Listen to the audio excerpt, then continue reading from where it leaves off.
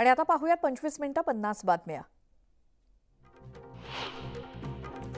शिवसेना उद्धव बाळासाहेब ठाकरे गटाचे प्रमुख उद्धव ठाकरे आज दुपारी 12:30 वाजता पत्रकार परिषद घेणार आहेत। यावेळी ते नक्की कुणावरती निशाणा साधतायत याकडे सर्वांचं लक्ष लागलंय। खोटं बोला पण रेटून बोला असं भाजपचं चाललंय। उद्धव ठाकरे ठामपणे सांगतायत तेच सत्य आहे आणि सत्य स्वीकारण्याची ताकद फडणवीसांमध्ये राहिलेली नाही असं म्हणत विनायक राऊतांनी देवेंद्र फडणवीसांवर निशाणा साधला। सांगली लोकसभेसाठी 39 पैकी 25 उमेदवारांचे अर्ज छाननीत वैध ठरलेत तर 14 अर्ज अवैध ठरलेत। यामध्ये विशाल पाटील यांच्या काँग्रेस पक्षाच्या दोन्ही अर्जांना एबी फॉर्म नसल्यामुळे हे अर्ज अवैध ठरले असून त्यांचा अपक्ष अर्ज कायम आहे। वर्ध्यामध्ये लोकसभा निवडणुकीची रणधुमाळी सुरू आहे। रामदास तडस यांच्या प्रचारासाठी वर्ध्याच्या आर्वी इथे नितीन गडकरी आणि अजित पवारांची सभा होणार आहे। हिंगोली लोकसभेचे महायुतीचे उमेदवार बाबूराव कदम यांच्या प्रचारार्थ केंद्रीय मंत्री नितीन गडकरी यांची जाहीर सभा होणार आहे। हिंगोली शहरातील रामलीला मैदानावरती सभेचं आयोजन करण्यात आले। या सभेला उदय सामंत, चंद्रशेखर बावनकुळे, अशोक चव्हाण उपस्थित असतील। मनोज जरांगे पाटील यांनी मराठा आरक्षणावरून सरकारला इशारा दिला। आम्हाला राजकारणाशी काही देणं घेणं नाही, आमची मागणी पूर्ण करा अन्यथा विधानसभा निवडणुकीत मराठ्यांचं वर्चस्व काय असतं ते दाखवून देऊ असा इशारा जरांगेंनी दिला। दक्षिण मुंबईच्या जागेवर भाजप नेत्यांची सागर बंगल्यावरती बैठक पार पडली। मंगल प्रभात लोढा, राहुल नार्वेकर, मुंबई भाजप अध्यक्ष आशिष शेलार आणि पियुष गोयल या बैठकीला उपस्थित होते। दक्षिण मुंबई मतदारसंघासाठी शिवसेना आणि भाजप दोघेही आग्रही असल्यामुळे ही जागा कुणाला मिळणार याकडे सर्वांचं लक्ष लागलंय। लोकसभा निवडणुकीसंदर्भात मनसे पदाधिकाऱ्यांची आज महत्त्वाची बैठक होणार आहे। या बैठकीत निवडणुकीच्या प्रचाराबाबत रणनीती ठरवली जाईल। माझं डिपॉझिट जप्त करणार हे बोलून जर त्यांना समाधान मिळणार असेल तर मिळू देत, मात्र 4 जूनपर्यंतच त्यांना चांगली झोप लागेल। 4 जून नंतर त्यांची झोप उडेल असा हल्लाबोल विनायक राऊतांनी नारायण राणेंवर केला। राष्ट्रवादी शरदचंद्र पवार पक्षाचे प्रमुख शरद पवार आज जळगाव दौऱ्यावरती आहेत। रावेरचे महाविकास आघाडीचे उमेदवार श्रीराम पाटील यांच्या प्रचारासाठी पवार जाहीर सभा घेणार आहेत। लोकसभेची उमेदवारी अर्ज दाखल केल्यानंतर सुप्रिया सुळे प्रचारासाठी ऍक्टिव्ह झाल्यात। खासदार सुप्रिया सुळे आज बारामती मतदारसंघाचा दौरा करणार असून त्या नागरिकांच्या गाठीभेटी घेत त्यांच्याशी संवाद साधतायत। पहिल्या टप्प्यातील मतदानानंतर नितीन गडकरी पुन्हा प्रचाराच्या रिंगणात उतरलेत। रामदास तडस यांच्या प्रचारासाठी नितीन गडकरी सभा घेणार आहेत। वर्ध्यातील सेलूमध्ये सभेचं आयोजन करण्यात आलंय। महायुतीच्या उमेदवारांसाठी भाजपचे दिग्गज नेते प्रचाराच्या रिंगणात उतरलेत आणि भाजपचे राष्ट्रीय अध्यक्ष JP नड्डा आज महाराष्ट्र दौऱ्यावरती आहेत। यावेळी त्यांची बुलढाण्यात जाहीर सभा होणार आहे। प्रतापराव जाधव यांच्या प्रचारासाठी ही सभा असेल। पिंपरी चिंचवडच्या वाहतूक कोंडीचा प्रश्न सोडवण्यासाठी देहू रोड ते कात्रज बाह्यवळण रस्त्यावरती देहू रोड ते बालेवाडी उड्डाणपूल उभारणार असल्याची माहिती खासदार श्रीरंग बारणे यांनी दिली आणि त्यासाठी 6,600 कोटी रुपये खर्च करण्यास मंजुरी मिळाल्याचं बारणे म्हणाले। केंद्रीय मंत्री नारायण राणेंनी उद्धव ठाकरेंवरती निशाणा साधला। 2.5 वर्षात 2दा मंत्रालयात जाणारा मुख्यमंत्री पंतप्रधान होण्याची स्वप्न पाहतोय। शरद पवारांमुळे चुकून मुख्यमंत्री झाले अशी घणाघाती टीका राणेंनी केली। सुनील तटकरे यांनी रामदास कदमांना कोपरखळी लगावली। माझ्या विरोधात माझ्याच नावाचे 4 उमेदवार उभे करत रामदास कदमांनी माझा पराभव केला होता, मात्र रामदास कदम शब्दाचा पक्का माणूस आहे आणि त्यांनी आता मला निवडून आणण्याचा शब्द दिलाय, त्यामुळे माझा विजय निश्चित आहे असं तटकरे म्हणाले। केंद्रात 2 वेळा मंत्री आणि 6 वेळा खासदार राहिलेल्या विकासाच्या नावावर त्यांनी मतं मागावी, मात्र समाजाच्या नावावरती मतं मागण्याची वेळ त्यांच्यावरती काय येते असं म्हणत योगेश कदम यांनी अनंत गीतेंवरती टीका केली। उद्धव ठाकरेंनी फडणवीसांवरती केलेल्या टीकेला चंद्रशेखर बावनकुळेंनी प्रत्युत्तर दिलं। ज्या उद्धव ठाकरेंनी पालघरचा साधू संतांचा हत्याकांड बघितलं तेव्हा ते शांत राहिले। ज्यांनी कोविड काळात 100 कोटींचा भ्रष्टाचार केला ते काय देवेंद्र फडणवीसांबाबत अपशब्द वापरतायत। महाराष्ट्रातील जनता माफ करणार नाही असं बावनकुळे म्हणाले।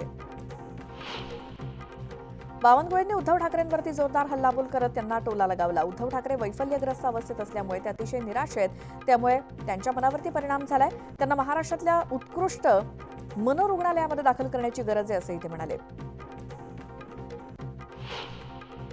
मंत्री दीपक केसरकर यांनी आणलेल्या व्हॅनिटी व्हॅनचा शुभारंभ रत्नागिरी लोकसभा मतदारसंघाचे महायुतीचे उमेदवार तथा केंद्रीय मंत्री नारायण राणे यांच्या हस्ते श्रीफळ वाढवून दोडामार्ग येथे करण्यात आला। यावेळी नारायण राणे यांनी सपत्नीक व्हॅनमध्ये बसून शालेय शिक्षण मंत्री यांचं खास अभिनंदन केलं। जिल्ह्यात वर्षभरात घडलेल्या सर्व खुनाच्या गुन्हेगारांचा छडा लावण्यात पालघर पोलिसांना यश आलं. याची दखल राज्याच्या गुन्हे अन्वेषण विभागाकडून घेण्यात आली. यावेळी राज्यामध्ये सर्वोत्कृष्ट कामगिरी केल्याबद्दल पालघर पोलिसांना सर्वोत्कृष्ट प्रयत्न पुरस्कारानं सन्मानित करण्यात आलं. 2008च्या मालेगाव बॉम्बस्फोट प्रकरणी विशेष एनआयए कोर्टानं साध्वी प्रज्ञा सिंग ठाकूरला अखेरची संधी दिली आहे. 25 एप्रिलपर्यंत कोर्टात हजर व्हा, अन्यथा नॉन अवेलेबल वॉरंट जारी करण्यात येईल असे आदेश कोर्टानं दिलेत. लोकसभा निवडणुकीत मोठ्या प्रमाणात जनजागृती केल्यानंतरही भंडारा गोंदिया लोकसभा मतदारसंघातील तब्बल 6,02,232 मतदारांनी मतदानाकडे पाठ फिरवली. त्यामुळे यंदाच्या निवडणुकीत मतदार उदासीन असल्याचं दिसून आलंय. गडचिरोली चिमूर लोकसभा मतदारसंघासाठी झालेल्या निवडणुकांनंतर ईव्हीएम कृषी इमारतीच्या स्ट्रॉंग रूममध्ये ठेवण्यात आलेत. त्यांच्या सुरक्षिततेसाठी तब्बल 90 जवान 4 जूनपर्यंत तैनात असतील. माओवाद्यांच्या हल्ल्याच्या दृष्टिकोनातून ही खबरदारी घेण्यात आली आहे. धाराशिव लोकसभा मतदारसंघात 35 उमेदवार निवडणुकीच्या रिंगणात आहेत. छाननी केल्यानंतर 37 पैकी 2 उमेदवारांचे अर्ज बाद करण्यात आलेत, तर उमेदवारी अर्ज 22 एप्रिलपर्यंत मागे घेता येणार आहेत, अशी माहिती जिल्हाधिकारी सचिन ओंबासी यांनी दिली. मुंबई महानगरपालिकेचे कामगार निवडणुकीशी संबंधित कामात गुंतल्यामुळे त्याचा थेट परिणाम नागरी सुविधांवरती होतोय. घनकचरा व्यवस्थापन खात्यातील 5,000 कर्मचारी 2 दिवसांपासून निवडणुकीच्या कामात रुजू झाल्यामुळे कचरा संकलनासाठी मनुष्यबळ कमी पडतंय. वर्धा जिल्ह्यात मागील 4 दिवसांपासून ऊन वाढत चाललंय. तापमान 42.5 अंशांवरती पोहोचल्यानं नागरिकांच्या अंगाची काहिली झाली आहे, तर वाढत्या तापमानामुळे जनजीवनावरती मोठा परिणाम झालाय. पनवेल तालुक्यात कमाल तापमानाचा पारा 40 अंशांपर्यंत पोहोचलाय. त्यामुळे आरोग्य विभागानं 5 प्राथमिक आरोग्य केंद्रांमध्ये उष्माघात कक्ष सुरू केले, तर 24 उपकेंद्रांवरती जनजागृती करता येणार आहे. मुंबईकरांना पाणी पुरवणाऱ्या जलाशयातील पाणीसाठा झपाट्यानं कमी होतोय. आज घडीला या धरणांमध्ये केवळ 22.61% पाणीसाठा शिल्लक आहे. या पार्श्वभूमीवर पाणी कपात लागू करणं आवश्यक असतानाही मुंबई महानगरपालिका चालढकल करते.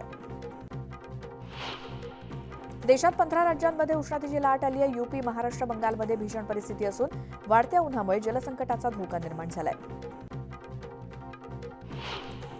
मुंबईत मागील 2 दिवसांपासून उन्हाचे चटके आणि उष्मा काहीसा कमी झालाय. तसंच 40च्या आसपास असलेलं तापमान आता थेट 34 अंशांवरती आले. त्यामुळे मुंबईकरांना कडक उन्हापासून दिलासा मिळालाय. नवी मुंबईतील एपीएमसी फळ बाजारात आंब्याची मोठ्या प्रमाणात आवक झालेली दिसते. दिवसाला जवळपास 1 लाखांहून अधिक पेट्यांची आवक होते. त्यामुळे पूर्वी 300 ते 1200 रुपये डझन विकला जाणारा आंबा 200 ते 700 रुपये डझन विकला जातोय. नवी मुंबईतील एपीएमसी बाजारात कलिंगडाची आवक घटली आहे. त्यामुळे दर 3 ते 4 रुपयांनी वाढलेत. कलिंगडाला बाजारात 15 रुपये किलोनं भाव होता. त्याचीच किंमत आता 18 रुपये किलो झाली आहे. त्यामुळे आगामी काळातही दर वाढण्याची शक्यता व्यापाऱ्यांनी वर्तवली आहे. धाराशिव जिल्ह्यामध्ये वादळी वाऱ्यासह अवकाळी पावसानं हजेरी लावली. यावेळी मुरुम शिवारात वीज कोसळून 8 शेळ्या दगावल्यात, तर एक शेतकरी गंभीर जखमी झालाय.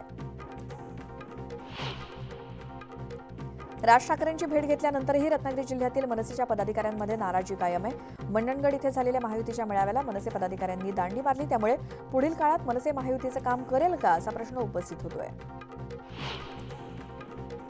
करंजाडी ते चिपळूण दरम्यान मालमत्तेच्या दुरुस्तीसाठी कोकण रेल्वेवरती 23 एप्रिलला मेगा ब्लॉक असणार आहे. दुपारी 1:10 ते 3:40 मेगा ब्लॉक असून 3 गाड्यांच्या वेळापत्रकात बदल करण्यात आलाय. सोन्याच्या दराने यापूर्वीचे सर्व उच्चांक मोडीत काढलेत. सुवर्णनगरी जळगावात सोन्याचे दर प्रतितोळा 74,100 रुपये झाले असून जीएसटीसह ते 76,300 रुपयांवरती गेलेत. तर चांदीला देखील झळाळी आली असून चांदी प्रति किलो 85,500 रुपयांवरती पोहोचली आहे.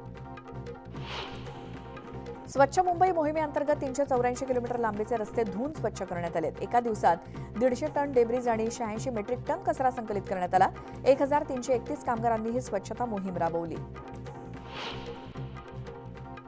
बदलापूरकरांना लोड शेडिंगमधून अखेर मोठा दिलासा मिळणार आहे. 1 मे रोजी 50 MVA क्षमतेचा पहिला ट्रान्सफॉर्मर कार्यान्वित होणार असून बदलापूर, अंबरनाथ, कांसई आणि कात्रपमधील ग्राहकांची लोड शेडिंगमधून सुटका होणार आहे. मुंबईतल्या झाडांवरती करण्यात आलेली रोषणाई 7 दिवसात हटवावी असे लेखी आदेश महापालिका प्रशासनानं सर्व विभाग कार्यालयांना दिलेत. तसंच रोषणाई हटवण्यात येत नाही तोपर्यंत दिवे बंद ठेवावेत असेही आदेश देण्यात आलेत. पिंपरी चिंचवड पोलिसांनी छापा टाकून सेक्स रॅकेटचा पर्दाफाश केला. एका परदेशी महिलेला जबरदस्तीनं व्यवसाय करायला लावणाऱ्या व्यक्तीला अटक करून पोलिसांनी तरुणीची सुटका केली. मालेगाव शहरात लुटमार करणाऱ्या टोळीनं पुन्हा डोकं वर काढले. सटाणा परिसरातील कापड व्यापाऱ्याला अडवत त्याला शस्त्राचा धाक दाखवून त्याच्याकडून 1,20,000ची रोकड लुटण्यात आली. या प्रकरणी छावणी पोलीस स्थानकात गुन्हा दाखल करण्यात आलाय. मुंबई पुणे एक्सप्रेसवेवरती कारचा भीषण अपघात झाला. कार चालकाचं नियंत्रण सुटल्यानं कार थेट बॅरियरला धडकली. यात कार चालकाचा जागीच मृत्यू झालाय, तर मयत व्यक्ती मुंबई पोलीसमध्ये असल्याची माहिती समोर आली आहे.